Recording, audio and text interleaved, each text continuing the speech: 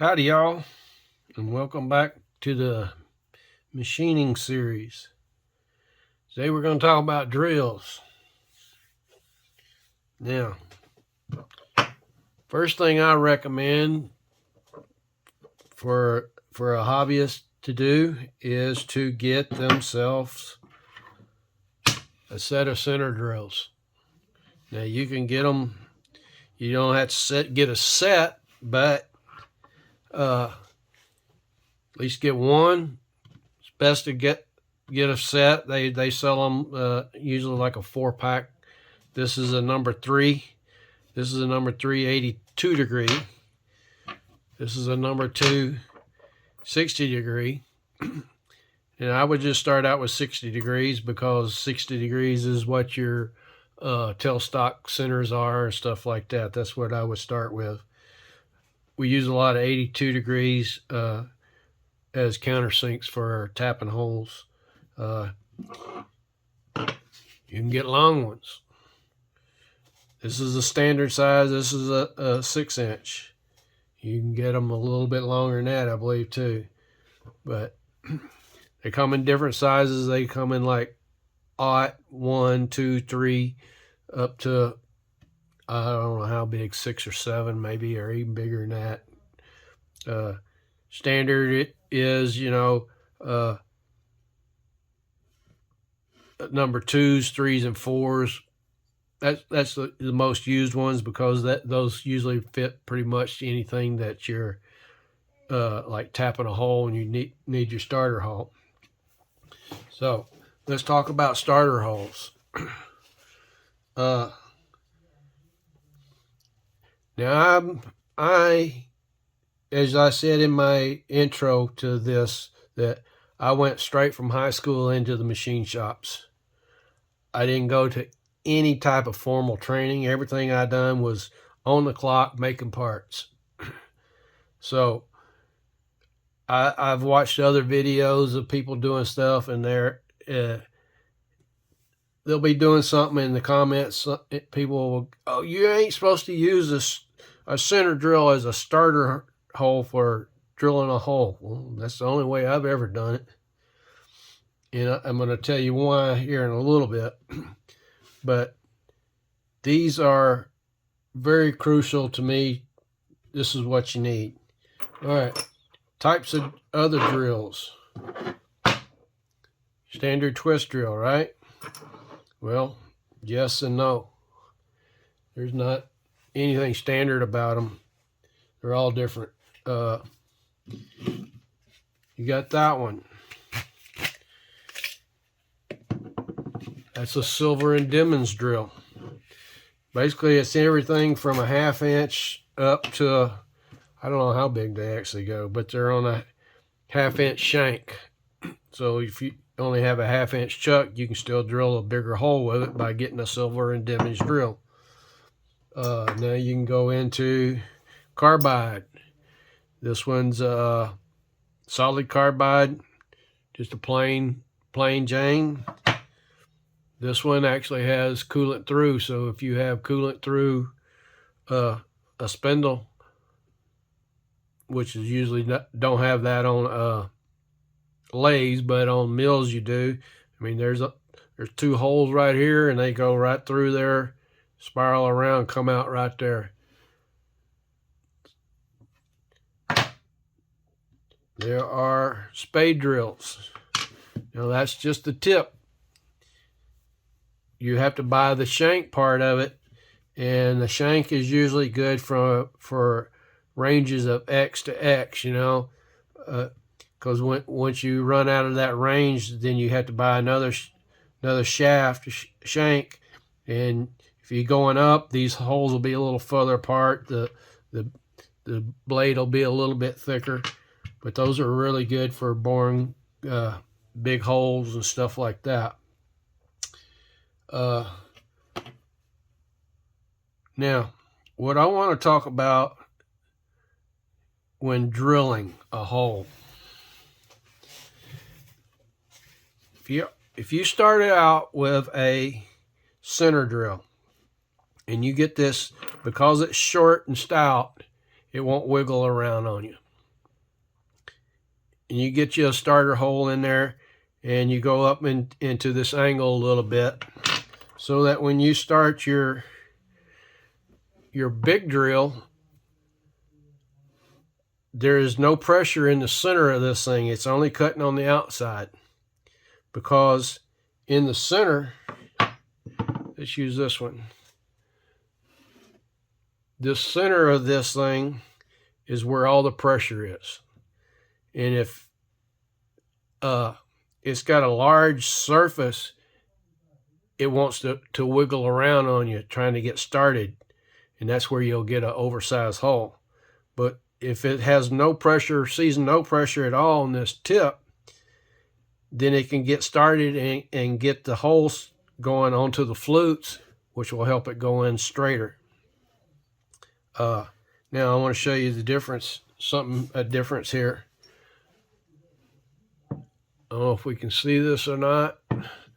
Let me try to zoom in here a little bit and it stay focused. See how wide that face is on that thing versus this one? This is a 135-degree split point. This is just a standard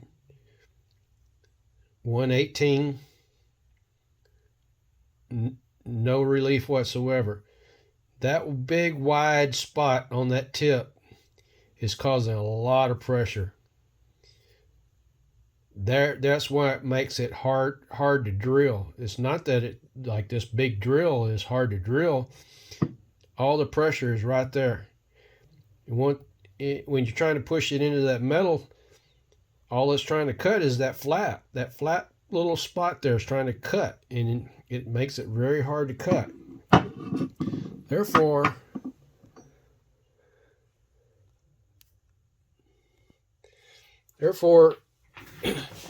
creating a lot of pressure makes it to want to walk around, because you're pushing on it harder than it's cutting, so you have to go a lot slower. So if you can, anytime you can go in and drill a pilot hole, this is just say that I want to drill this with this drill. If I go in there with this drill first, center drill it so that this will stay straight. Obviously this is carbide, it's not going to wiggle as much as a standard drill like this one would. But you go in there and drill that hole, and then when you start in with this one and you go slow for a little bit, there's no pressure at all on the end here. And once you get it in here and get a good depth on it with these flutes are going to help hold it straight and keep going straight and cut you a nice round on size hole. That's one of the keys of drilling. Now, obviously there's a lot more drills than this out there, but this is typical of what the hobbyist is going to use, twist drills, stuff like that. I want to show you one other little thing here that could help for very small holes. I don't think I've ever actually used it on a lathe, but you could. Let me get it set here. All right. I don't know if y'all can see that little bitty drill in there. That's a 40 thousandths diameter drill in this chuck. Now, this chuck is usually used on the mill, and you would chuck on it, standing up like that and holding it. And when you spin in it, it spins. But this little wheel here doesn't spin. That's so that you can grab it. Let me go from underneath here, and you can pull it out. For you doing really small drill holes, turning the crank on the end of the quill, you can't feel this thing cutting, and you'll just bury it in there and snap it off.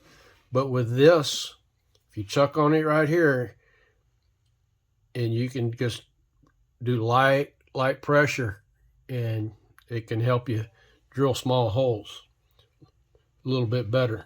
So that's just something I wanted to show you there.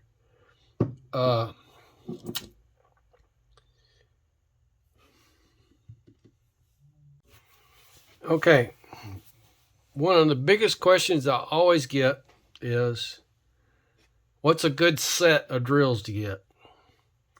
Well, I hate to recommend sets. First of all, most of the sets that I see aren't very good. I mean, some of them are okay, and they may have some very good sets out there. I don't never look for them, so I don't know. I always suggest getting what size you need and getting a good one. That's what I usually suggest. But it's always good to have a set there. Okay. Well, if you can, get the best you can find, you know. And it doesn't necessarily mean because you paid a lot of money for it, it's a good set. Get a name brands. When I order, I'm just partial to them, but this is a precision twist drill. Both of these are. Obviously, this is a Carbide. Those are made by Gar. I'm just partial to precision twist drills, and that's what I order. And the next thing is I order stub length. This is a 1/2 inch stub length. And if you got the 1/2 inch standard length, it would be about that long. Well, the longer the drill, same thing. If longer, it wants to do more. So if you can shorten them up, because if you're only drilling, you know, an inch deep, why do you need a 6 inch long drill when this little 3 inch will work for you just as good? It's stouter, it'll cut a straighter and truer hole. So if you can look for stub lengths, get stub lengths. If you can get them in a set with 135-degree split points, do that. That's what my recommendation is. Let me see, I'm missing a piece here. Where'd it go? All right, here we are. Now here's you a little gauge here. You can find different ones. Somebody gave me this when they bought one of these little black book, engineered black book, and this came with it for free. 135 degrees. Put it on here like that and gauge your angle, and you see where the center point is, and if you're sharpening them up, then you flip it over to the other side, and if it's not measuring the same distance, well, then you don't have it ground right. That's one of the ways you can tell when you regrind a drill. When you start cutting, if you're only getting one shaving off of it, say you're getting a shaving coming out of here, but you're not getting nothing coming out of this side, that means that you've ground this side too much and only this side is cutting. And when you do that, you're going to cut an oversized hole. So you got to get them exactly the same so they'll cut the exact same amount off while they're cutting. And here's your gauge to go by. This is, like I said, a 135 split point. This is the 118. And you got this little gadget here has got some different size holes, 90-degree angle thingy, and there's one for your threads and stuff like that. Pretty neat little gauge, but you can buy some that's kind of specific to sharpening drills.